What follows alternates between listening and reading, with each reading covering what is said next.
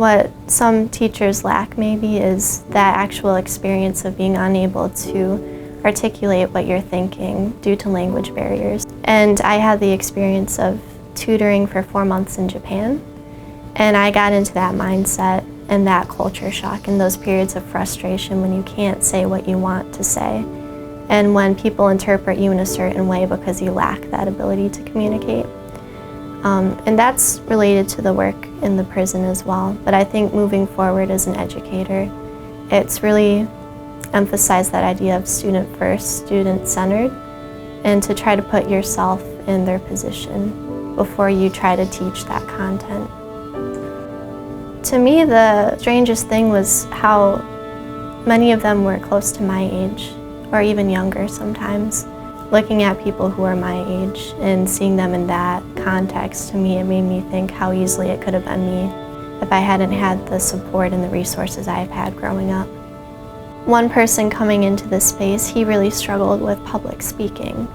And so his goal is different from maybe the person who comes in who's looking to polish their writing to publish.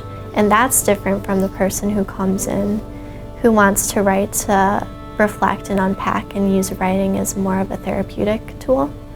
A lot of it is personal writing, and so when we try to do the lesson plans now, we try to find ways to incorporate the types of writing that they already do. A lot of them are very interested in songwriting and some poetry, so we're trying to look at that moving forward next semester. So it's hard to say what people will take out of this program because it's so specific to the individual.